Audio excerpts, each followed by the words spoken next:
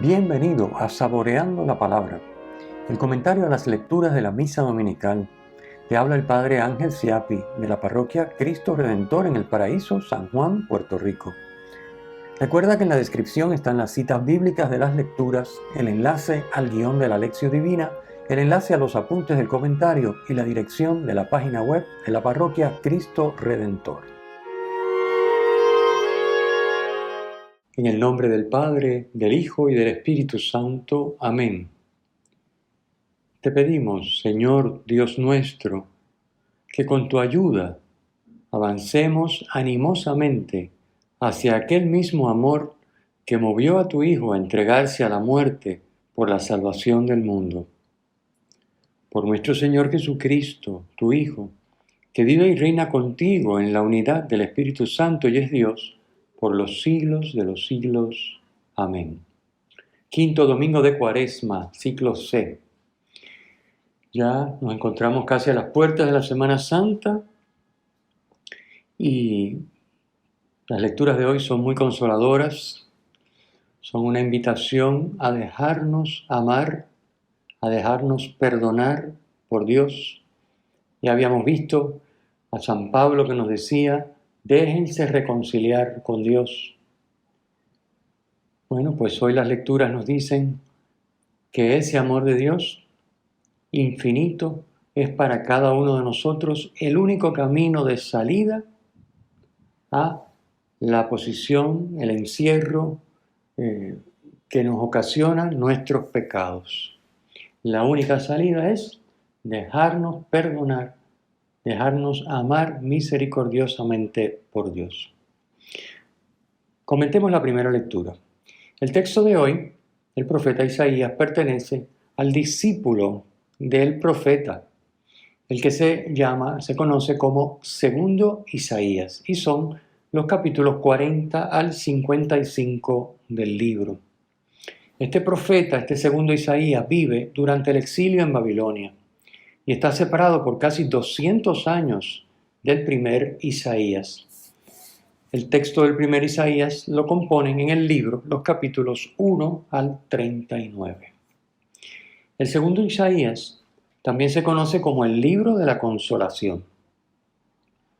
Habla con fuerza, entusiasmo y ternura, anunciando la liberación que Dios trae para su pueblo y el regreso del destierro en Babilonia. El texto de hoy señala que lo que Dios va a hacer es algo nuevo, nunca antes visto. No será como el camino que abrió en el Mar Rojo, que fue una demostración de su enorme poder a favor de su pueblo y en contra del enemigo egipcio que lo tenía esclavizado. No será como eso, será algo nunca antes visto. Obviamente el referente inmediato de esta novedad que anuncia el segundo Isaías es la liberación del pueblo que se llevará a cabo por medio de Ciro, rey de Persia. Dios va a obrar a través de este personaje y va a permitirle al pueblo liberarse de ese exilio en Babilonia y regresar a su tierra. En el momento que habla Isaías ya se ven los primeros éxitos de Ciro sobre el opresor babilónico. Isaías ve abrirse, vislumbra un camino en el desierto, con abundancia de corrientes de agua para que el pueblo beba. Recuerden que en el desierto el agua es la vida, sin agua no hay vida. Así que ve abrirse un camino mediante el cual Dios le va a devolver la vida, la dignidad, su tierra al pueblo desterrado en Babilonia. El texto obviamente utiliza unas imágenes para significar que esto será algo tremendo, ¿no? Dice que hasta las bestias salvajes y otros animales se beneficiarán de este camino, de este camino en el desierto, y que todos, hombres y animales, glorificarán y alabarán a Dios. Pues obviamente es una manera de explicar cómo también la naturaleza de alguna manera está envuelta, porque siendo el hombre el único ser creado libre, el emplear mal su libertad definitivamente arrastra consigo a la naturaleza que no tiene esa libertad. Queda sometida a la esclavitud del pecado por la libertad mal empleada del hombre.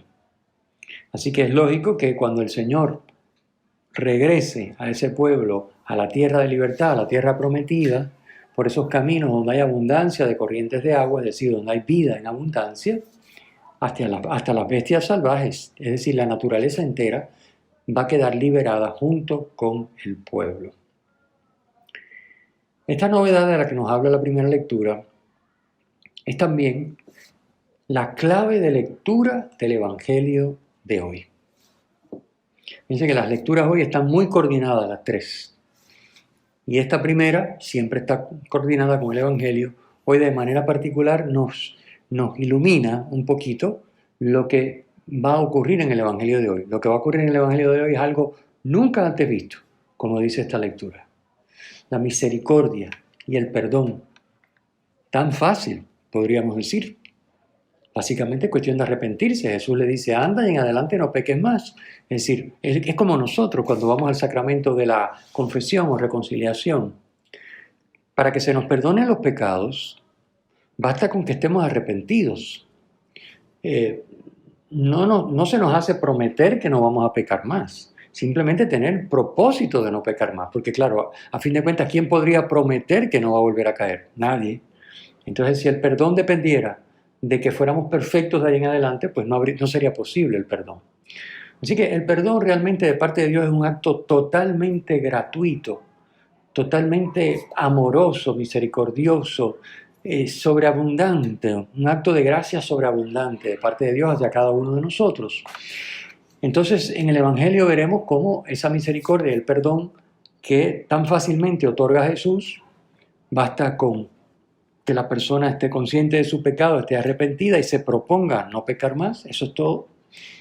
Pues ese perdón que Jesús va a ofrecer a los pecadores, y sobre todo de pecados tan graves como es el adulterio en el caso del Evangelio, que en el pueblo de Israel era castigado con la lapidación, es algo definitivamente nunca antes visto en Israel. Así que esta primera lectura nos está anunciando ya que en el Evangelio vamos a presenciar una escena de algo que jamás se ha visto antes en Israel. Y por supuesto, ante esa misericordia y ese amor y ese perdón nunca antes visto que desborda a Jesucristo de parte de Dios, pues hay dos posturas. Abrirse y acogerlo, que era la postura normal de los pecadores, ¿verdad? Prostitutas, publicanos, en fin, por eso le llaman a Jesús amigo de publicanos y prostitutas. Y la otra posición es me cierro porque Dios no puede querer esto. Este hombre no puede ser de Dios, mucho menos Dios, ¿verdad? La posición de los fariseos en general, obviamente sabemos que hay excepciones, de los escribas, del Sanedrín, no puede ser. Esto no puede ser porque no podría ser Dios si va contra la ley de Moisés, y la ley es el valor supremo para estas personas, y con esa mente cerrada de que la ley tiene que cumplirse a toda costa, no importa más nada, pues obviamente rechazan el amor y la misericordia, que como veremos en el Evangelio es la única salida posible para el pecador, para ti y para mí. Comentemos brevemente la segunda lectura. La segunda lectura es un testimonio de San Pablo, que ha tenido la misma experiencia de pecador perdonado que la adúltera tiene en el Evangelio de hoy. San Pablo ha experimentado esto y por lo tanto dice, todo lo considero basura con tal de ganar a Cristo y ser hallado en Él. Versículo 8. Y nos aclara que ese vivir en Cristo, Él no lo logró con una justicia suya de la ley, sino con la que viene de la fe en Cristo, la justicia que viene de Dios y que se apoya en la fe, dice San Pablo en el versículo 9.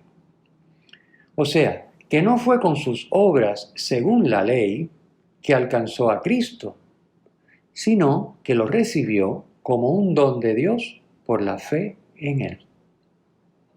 Recordemos que la palabra justicia en el lenguaje bíblico se refiere a cumplir lo que es voluntad de Dios. o sea, lo que nosotros llamamos la santidad. Así que San Pablo dice, la santidad que hay en mí no la alcancé yo cumpliendo fielmente la ley, lo cual por otra parte es imposible, sino que la recibí de Dios, es la santidad de Dios que se me da como un regalo, como un don, por la fe en Él. Eso sí, la fe no es decir yo creo. San Pablo nos aclara que la fe en Cristo exige la comunión con sus padecimientos, muriendo su misma muerte, con la esperanza de llegar a la resurrección de entre los muertos. Dice los versículos 10 y 11 que están en la lectura de hoy. Esta es la manera de dejarnos dar por parte de Dios su santidad. Y en esta segunda lectura también reaparece el tema de la primera lectura, de no pensar en lo pasado, sino de lanzarse hacia la novedad que Dios nos trae en el presente y por supuesto en plenitud en el futuro. Dice San Pablo en los versículos 13 y 14, solo busco una cosa, olvidándome de lo que queda atrás y lanzándome hacia lo que está por delante, corro hacia la meta, hacia el premio, al cual me llama Dios desde arriba en Cristo Jesús. Una invitación a ti y a mí a hacer lo mismo de San Pablo, que es lo que profetiza Isaías en la primera lectura. Dejarnos regalar la novedad de Dios y correr pensando en lo que se nos está dando y en lo que en el futuro Dios nos promete, que no es nada más y ni nada menos que participar de su vida divina, de su felicidad en la comunión trinitaria. Muy bien, pasemos al Evangelio. ¿Qué podemos decir del Evangelio? Bueno, un pasaje extraordinario, precioso, realmente conmovedor. Y a la misma vez, pues muestra una inteligencia extraordinaria. Jesús no se deja entrampar, no se deja entrampar. Lo que nosotros los hombres contemplamos desde nuestro punto de vista y nos parece que tiene que ser de tal o cual manera, pues obviamente Dios está en otro nivel. Y eso es lo que vemos en el Evangelio de hoy. Comenzamos diciendo que los pecadores, cuando sabemos que lo somos, cuando nos reconocemos como tales, porque obviamente si uno niega su pecado no hay nada que hacer, pero si nos sabemos pecadores y nos reconocemos, que es el caso de la mujer del Evangelio de hoy, no necesitamos que nos señalen la ley y su transgresión. Ya sabemos que somos pecadores, ya sabemos que caemos en tal o cual pecado, en tales o cuales pecados. No necesitamos que nos señalen la ley, la transgresión, que nos acusen y que nos castiguen. Si bien es cierto que el desorden que introduce todo pecado en las 4 dimensiones, que ya sabemos, relación con Dios, relación con uno mismo, con los hermanos y con la creación, esas 4 dimensiones siempre se ven afectadas por el pecado. Siempre, por más oculto que sea, por más personal que sea, aunque no lo conozca nadie, siempre esas 4 dimensiones quedan dañadas, alteradas por el pecado, por nuestros pecados. Si bien es cierto que ese desorden requiere una reparación, eso es cierto, no necesitamos que nos acusen y nos castiguen. ¿Qué es lo que necesitamos? Necesitamos una experiencia de amor, que por nuestra condición de pecadores consiste en primer lugar en una experiencia de misericordia y de perdón. La ley en el Antiguo Testamento servía para mostrar la transgresión, acusar y castigar, pero no redimía, porque lo único que redime es el amor. Por eso San Juan dirá en el capítulo 1, en su prólogo, versículo 17, la ley fue dada por Moisés. La gracia y la verdad vinieron por Jesucristo. El relato de hoy es la muestra de que esto es así. Obviamente no se trata de ocultar, negar o infravalorar el pecado. Todo lo contrario, hay que reconocerlo. Pero de lo que se trata es de quitarle su fuerza. Y como dice San Pablo en su primera carta a los Corintios, capítulo 15, versículo 56, la fuerza del pecado es la ley. La ley sirve para acusar la transgresión y para castigar, pero la ley no sirve para perdonar, no sirve para que el pecador se sienta amado, se experimente amado y por lo tanto se redima. En el relato de hoy, escribas y fariseos le tienden a Jesús una trampa muy bien pensada. Se trata de que Jesús tome postura a favor o en contra de la ley dada por Dios a Moisés. Nada más y nada menos. La ley de Moisés, que era algo sagrado. Nadie se podía equiparar a Moisés, el gran profeta que hablaba con Dios cara a cara y que recibió de Dios las 10 palabras, los 10 mandamientos. Bueno, pues le preguntan con relación a un punto específico de la ley, que mandaba a apedrear a las adúlteras. ¿Tú qué dices? Conocemos el texto, lo hemos estudiado, lo hemos meditado, y estoy seguro que ya todos lo hemos leído y orado con él un poco antes de escuchar este comentario. Si Jesús dice que no se la lapide, que no apedreen a la adúltera, estaría violando la ley, porque eso es lo que la ley manda. Si dice que la lapiden, como manda la ley, estaría mostrando que su predicación sobre el perdón y la misericordia, que tanto atraía al pueblo, eran solo palabras vacías. Así que Jesús está en una encrucijada. Esta es la trampa que le tienden, con mala idea, con mala voluntad, para tratar de ponerlo en aprietos y buscar la manera de salir de Jesús. Es llamativo el silencio de Jesús en este relato. Jesús está en silencio mientras escribe en el suelo. Y obviamente una vez que le plantean la cuestión, esto podría dar la impresión de que los escribas y fariseos han puesto a Jesús en un verdadero aprieto y que está pensando qué responder. Pero, conociendo a Jesús, este silencio es realmente una invitación a que ellos recapaciten sobre lo que están haciendo. Jesús conoce muy bien los corazones. Sobre todo, después de su frase lapidaria, el que esté sin pecado, que le tire la primera piedra. Versículo 7. Imagínense, después de decir semejante frase, quedarse en silencio, eso tiene que haber sido apabullante para aquellos malintencionados que lo que estaban era buscando acabar con Jesús.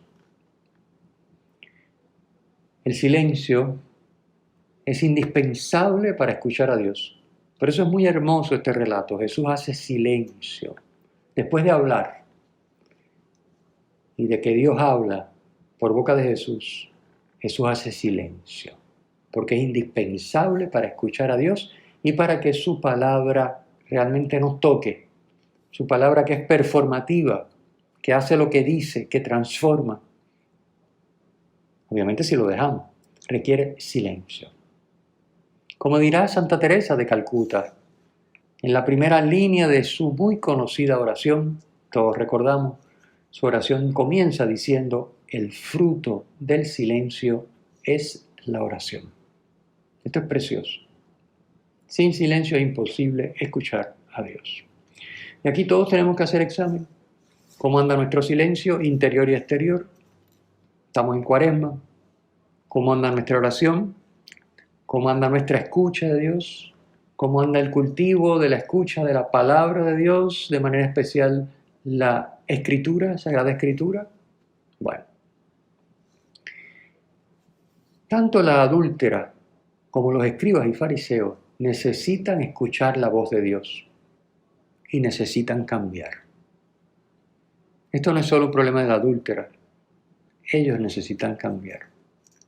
Ellos, que se consideraban cumplidores de la ley, tienen que enfrentarse a la realidad de que son tan pecadores como la adúltera.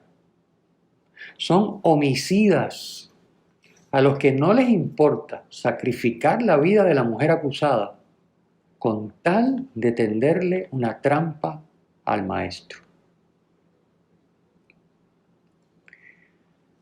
Es interesante notar que según Deuteronomio 17:7, los testigos del adulterio deben ser los que arrojen la primera piedra. Pero Jesús pide que los que no tengan pecado sean los que arrojen la primera piedra. Un pecador no puede condenar a otro pecador arrepentido porque él mismo es igualmente pecador.